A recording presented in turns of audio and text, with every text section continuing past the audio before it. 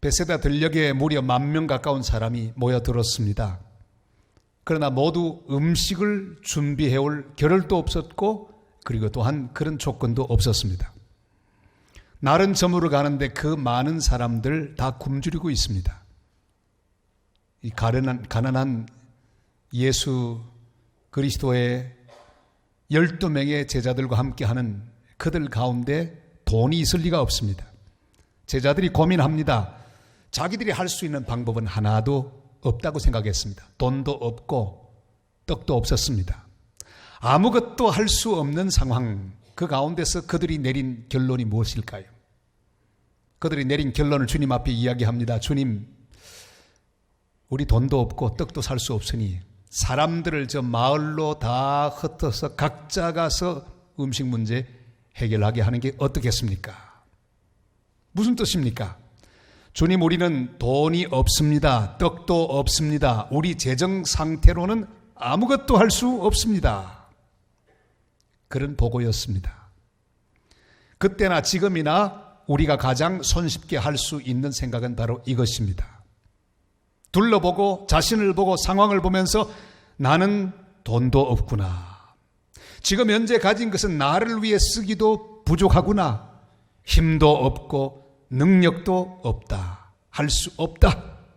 나 먹고 살기도 어려운데 어떻게 내가 다른 사람들을 도와? 안 돼. 나는 할 수 없어. 그러나 주님께서는 오늘 우리 모두를 위하여 이렇게 말씀하고 계십니다. 너희가 먹을 것을 주라. 우리 13절 말씀을 다 같이 읽으실까요? 예수께서 이르시되 너희가 먹을 것을 주라 하시니 여짜오되 우리에게 떡 5개와 물고기 2마리 밖에 없으니 이 모든 사람을 위하여 먹을 것을 사지 아니하고서는 할 수 없사옵나이다 하니. 아멘. 주님의 말씀은 우리의 생각과 전혀 다릅니다. 우리가 할 수 있다고 말씀하십니다. 연약한 우리를 통해서 일하시겠다고 말씀하십니다. 직접 하지 않고 우리를 통해서 일하겠다고 말씀하십니다. 주님은 사람들을 직접 먹이지 않고 연약한 제자들을 통하여 먹이시겠다고 말씀하고 계십니다. 악한 이스라엘 왕 아합 때 엘리야 선지자는 우상을 섬기는 그와 더불어 대항하여 싸웠습니다. 3년 6개월 동안 비가 오지 않았습니다. 모든 만물은 죽어갑니다. 하나님은 엘리야를 보존하고 살리기 위하여 그를 한 지방으로 보냅니다. 어떤 집으로 보냅니다. 이왕 보내실 바에야 좀 부잣집으로 보내면 얼마나 좋았겠습니까? 그런데 바로 사렙다 과부의 집으로 보내셨습니다. 어떤 상황에 있는 과부입니까? 자기들 먹을 것도 없습니다. 이제 남아있는 건 가루 한 움큼, 기름 몇 방울밖에 없습니다. 그저 자기들이 마지막으로 그 음식을 해먹고 이제는 살 길이 전혀 없는, 희망 없는 과부 집이었습니다. 하나님은 엘리야를 그곳으로 보냈습니다. 이 사렙과 과부는 한 가지를 깨닫습니다. 내가 바로 이 상황 가운데 내가 하나님의 역사를 위하여 내가 이 엘리야를 먹여 살려야 할 사람이로구나. 그는 깨닫습니다. 마지막 남아있는 가루를 털어냅니다. 그리고 기름을 붓습니다. 엘리야를 위하여 대접합니다. 놀라운 기적이 벌어졌습니다. 가루는 끝나지 않습니다. 기름은 마르지 않습니다. 엘리야도 먹고 자기 식구들도 넉넉하게 먹는 기적의 음식이 되었습니다. 하나님은 우리를 통해 하나님 역사를 이루어 가십니다. 하나님은 내가 바로 그 사람이라고 하는 걸 깨닫는 순간에 우리를 통하여 놀라운 역사를 진행하십니다. 수완선이라고 하는 목사님이 전쟁 가운데 있는 한국에 잠깐 방문했습니다. 거리에 고아를 만났습니다. 보는 순간에 하나님 음성을 듣습니다. 너희가 먹을 것을 주라. 자기가 할 수 있는 게 하나도 없었습니다. 돈도 없었습니다. 그러나 한 거지 소년이 동냥하고 있는 깡통, 그 깡통을 얻었습니다. 미국으로 돌아왔습니다. 교회마다 다니며 설교합니다. 여러분, 이 깡통을 보세요. 한국의 고아들 우리가 먹여야 합니다. 이들을 우리가 살려야 합니다. 그 설교는 많은 사람을 감동시켰습니다. 이렇게 해서 탄생한 단체가 바로 컴패션입니다. 사명이 무엇입니까? 사명이란 것은 바로 내가 그 일을 할 사람이라고 하는 걸 깨닫는 것입니다. 조건이 있고 돈이 있는 것이 중요하지 않습니다. 바로 내가 빈들 같은 상황에서 일어나서 주님의 마음으로 손을 펼칠 사람이라고 하는 사실을 깨닫는 순간, 그것은 사명을 자각하는 가장 위대한 순간입니다. 에스더는 민족을 구원할 사람이 바로 자신인 걸 깨닫습니다. 그리고 아하수에로 왕 앞으로 나갑니다. 죽으면 죽으리라 하고 나가서 기어이 민족을 살려내었습니다. 다른 사람이 아니라 바로 나. 주님 말씀합니다. 너희가 먹을 것을 주라. 너희가 할 수 있다. 너희를 통해 내가 먹일 것이다. 너희가 먹을 것을 주라. 이 말씀 앞에 제자들의 응답은 신통하지 못합니다. 저는 이 대목을 읽으면서 참 가슴이 답답해 왔습니다. 아니, 이 한심한 제자들 이렇게밖에 못해? 그들은 자꾸만 자기들이 가진 것을 봅니다. 능력을 봅니다. 그리고 계산합니다. 그리고 대답하지요. 오병이어뿐입니다. 이것밖에 없습니다. 모든 사람을 위해서는 다른 곳에서 떡을 사와야 합니다. 돈도 없으니 우리가 할 수 있는 것 하나도 없습니다. 여러분, 이 빈들에 서 있는 제자들, 눈에 보이는 것은요, 안 되는 것밖에 없습니다. 생각하면 할수록 안 될 조건으로 충만해 있는 빈들입니다. 돈이 없습니다. 구할 떡이 없습니다. 아무것도 할 수 있는 그런 방법은 없습니다. 그들만 그렇습니까? 이 세상에 빈들 같은 상황에 살고 있는 우리 모두도 마찬가지입니다. 제자들이 그때 했던 말이 오늘날 우리가 하는 말과 거의 다를 바가 없습니다. 하나님, 오병이어뿐입니다. 간신히 그저 나 하나 먹고 살기도 부족합니다. 가진 것이 없습니다. 내 은행 잔고가 얼마 없습니다. 다른 사람 줄 게 어디 있습니까, 주님? 우선 나부터 살아야죠. 부족합니다. 못합니다. 불가능합니다. 오늘 우리는 얼마나 많이 그렇게 주님 앞에 말하고 있습니까? 모세가 하나님 부름을 받았습니다. 그러나 그는 핑계대지요. 주님, 이스라엘 민족을 구원하는 일을 제가요? 제가 뭘 하겠습니까? 전 못합니다. 게다가 말솜씨도 되게 없습니다. 전 안 됩니다. 주님, 보낼 만한 자를 보내소서. 저는 이 말씀을 확인하면서 기가 막혔습니다. 보낼 만한 자를 보내소서. 무슨 뜻입니까? 주님, 실수하셨습니다. 사람 잘못 택하셨습니다. 저는 못합니다. 그런 뜻입니다. 하나님께서 미디안에게 고통을 당하는 이스라엘 백성을 구원하기 위해 기드온을 부릅니다. 기드온 역시도 선뜻 대답하지 않습니다. 이렇게 항변합니다. 사사기 6장 14절로 15절 말씀 다 같이 읽습니다. 여호와께서 그를 향하여 이르시되 너는 가서 이 너의 힘으로 이스라엘을 미디안의 손에서 구원하라. 내가 너를 보낸 것이 아니냐 하시니라. 그러나 기드온이 그에게 대답하되 오 주여, 내가 무엇으로 이스라엘을 구원하리이까? 보소서, 나의 집은 므낫세 중에 극히 약하고 나는 내 아버지 집에서 가장 작은 자니이다 하니. 아멘. 사랑하는 여러분, 우리가 착각하는 것이 있습니다. 하나님이 쓰실 때 조건이 구비되고 모든 것을 다 갖춘 사람을 쓰신다고 하는 생각입니다. 그러나 이것은 우리의 착각입니다. 모든 것을 다 갖추고 완벽하게 준비된 사람을 쓰면 어떤 결과가 일어날까요? 하나님은 보이지 않습니다. 그 사람이 워낙 훌륭하니 그 사람이 그 일을 했구나. 하나님은 그렇게 손해보실 일을 절대로 하지 않으십니다. 그래서 하나님은 오병이어 같은 미미한 도구를 쓰십니다. 그래야 우리 하나님의 영광이 드러나기 때문입니다.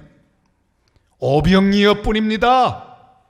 이것은 우리의 말입니다. 그러나 주님 말씀하시죠. 그것이면 충분하다. 내게로 가져오라. 그랬어요. 여호와는 나의 목자시니 내게 부족함이 없으리로다. 하나님 우리를 부르셨습니다. 조건 때문에 부른 게 아닙니다. 우리가 가진 것 때문에 부른 것 아닙니다. 오병이어 같은 미미한 존재들일지라도 하나님 우리를 부르셔서 주님의 영광을 위한 도구로 사용하고 계십니다. 고린도전서 1장 26절 29절이 이렇게 우리에게 말씀하죠. 다 같이요. 형제들아 너희를 부르심을 보라. 육체를 따라 지혜로운 자가 많지 아니하며 능한 자가 많지 아니하며 문벌 좋은 자가 많지 아니하도다. 그러나 하나님께서 세상에 미련한 것들을 택하사 지혜 있는 자들을 부끄럽게 하려 하시고 세상의 약한 것들을 택하사 강한 것들을 부끄럽게 하려 하시며 하나님께서 세상의 천한 것들과 멸시받는 것들과 없는 것들을 택하사 있는 것들을 폐하려 하시나니 이는 아무 육체도 하나님 앞에서 자랑하지 못하게 하려 하심이라. 아멘. 주님께서 우리를 향해서 너희가 먹을 것을 주라 하실 때 오병이어뿐이라고 말씀하지 마시길 바랍니다. 주님 가진 게 신통치 않습니다. 제 재능이 별 볼 일이 없습니다. 인물이 신통치가 못합니다. 제 배경이 신통하지 못합니다. 오병이어뿐입니다. 주님 나 하나도 간신히 유지하기 어렵습니다. 다른 사람 생각할 여유가 없습니다. 그런 말씀을 하지 마시기를 바랍니다. 우리는 오늘 이렇게 대답해야 합니다. 주님, 연약한 몸이 여기 있습니다. 우둔한 머리가 여기 있습니다. 부족한 제가 여기 있습니다. 빈 주머니밖에 없는 제가 여기 있습니다. 주님께 드립니다. 주님 받아주시옵소서. 이렇게 응답하는 복된 하나님의 사람들이 다 되시기를 주님의 이름으로 축복합니다. 너희가 먹을 것을 주라. 이렇게 말씀하시던 주님은 제자들과 의논하지도 않습니다. 자, 그럼 우리 한번 시작해 볼까? 그런 말씀도 하지 않습니다. 바로 사람들을 먹이는 일을 시작하십니다. 50명씩 앉게 하셨습니다. 그리고 오병이어를 가져오게 하셨습니다. 손에 드시고 축사하셨습니다. 그리고 나누어 주라. 그렇게 말씀하셨습니다. 우리 16절 말씀을 다 같이 읽으실까요?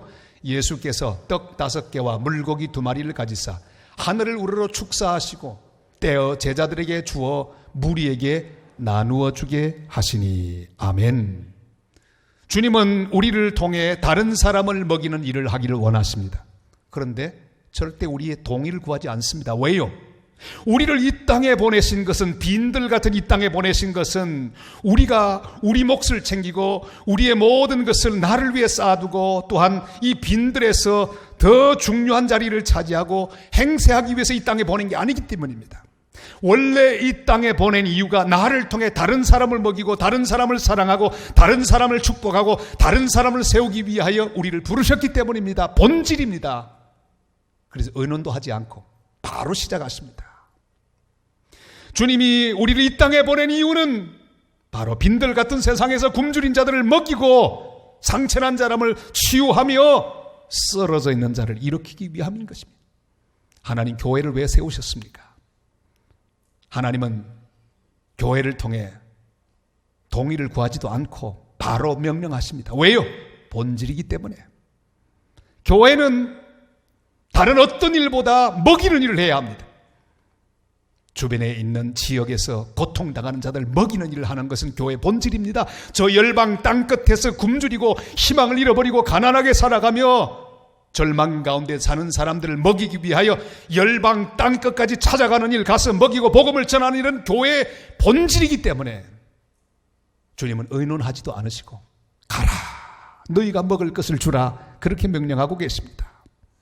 주님은 내가 가진 적은 것을 통해 일하십니다. 나의 작은 재능, 나의 적은 물질, 나의 적은 정성이 주님 손에 놓여질 때 다른 사람을 먹일 수 있는 놀라운 양식으로 변할 것입니다. 나를 통해 다 배불리 먹게 되는 역사가 일어나게 될 것입니다. 저는 고1 때부터 주일학교 교사를 했습니다.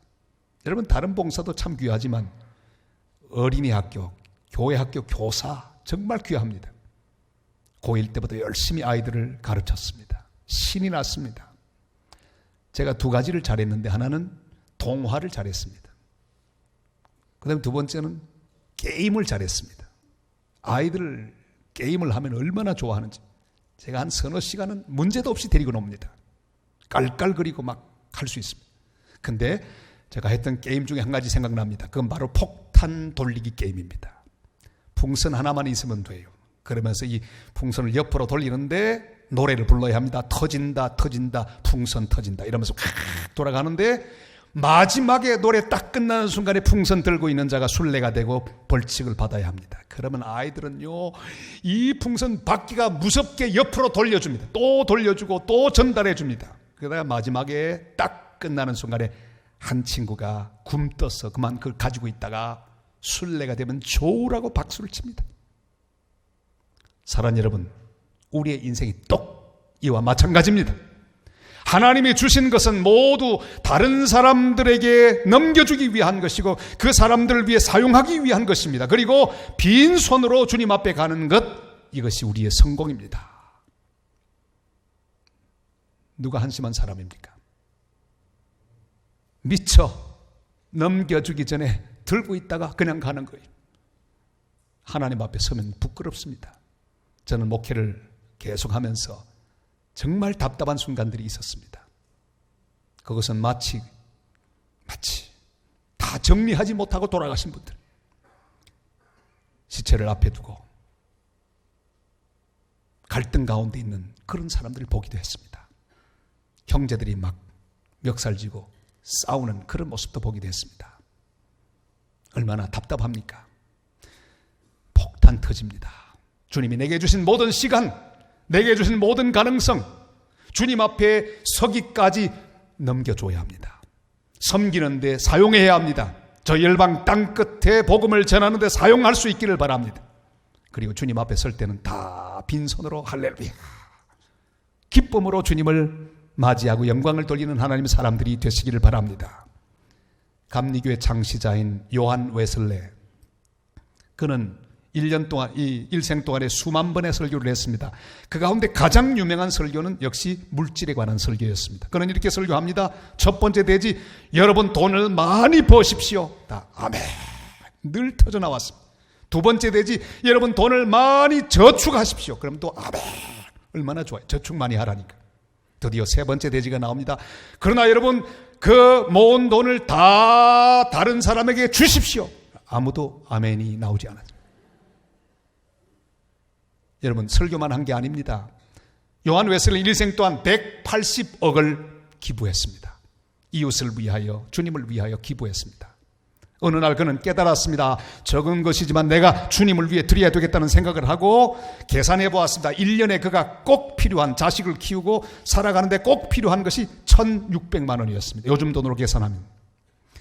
그런데 그 해 120만 원을 기부할 수 있었습니다. 둘째 해가 되었습니다. 수입이 늘어났습니다. 그러나 그 이상 쓰지 않았습니다. 딱 쓸 것만 쓰고 남은 것으로 기부했는데 1,680만 원을 이웃과 주님을 위해 기부할 수가 있었습니다. 그리고 셋째 해는 또 더 많이 주었는데 쓰지 않고 더 모아서 5,400만 원을 기부했습니다. 그리고 일생 동안 180억을 드릴 수가 있었습니다. 사랑하는 여러분, 제자들이 빈들에서 한 일이 무엇입니까? 적은 것이지만 주님 손에 올려드렸습니다. 그리고 그것을 나누는 일이었습니다. 놀랍지 않습니까? 적은 것이지만 올려드리고 주님 말씀 따라 나누기 시작했을 때 주님은 그 뒤에서 기적을 일으키시고 역사하시고 채워주셨습니다. 여러분, 이것입니다. 내가 할 일은 나누는 것입니다. 적지만은 주님께 드리고 나누라고 하는 것을 나누는 것입니다. 그러면 주님께서 놀라운 기적과 역사를 우리를 통해 이루어 가실 것입니다. 부산에 제가 참 좋아하는 목사님 한 분이 계십니다. 이 목사님은 담임 목사님 아니고 선교단체에서 일하는 목사님이십니다. 선교단체 목사님들은 고정적인 수입이 없습니다. 거의 선교 헌금으로 사니까 굉장히 힘들죠. 그런데 이 목사님 보면 항상 싱글벙글입니다. 좋은 대학을 나오셨는데도, 돈 잘 벌 수 있는 가능성이 있는데도 그는 계속해서 그 일을 하고 있습니다. 그런데 자식이 얼마나 많은지, 모두 5명이에요. 그런데 세상에 저는 만나면 걱정이 돼요. 아이고, 이 5명 어떻게 키우시나. 근데 잘 또 크더라고요. 좋은 대학에도 들어가고요. 근데 이 목사님 마음속에는 꿈이 하나 있었습니다. 저 선교하다가 돌아온 선교사님들을 어떻게 하면 좀 잘 모시고 여생을 편하게 살 수 있게 할까. 꿈이 있었습니다. 그러나 꿈은 꿈일 뿐 자기도 먹기에 부족한 그런 삶을 살고 있는 목사님이 뭘 하겠습니까? 그러나 기도하고 준비하고 있었습니다. 그런데 주님께서 일하셨습니다. 장모님께서 돌아가시면서 집을, 2층짜리 집을 다 넘기고 가셨습니다.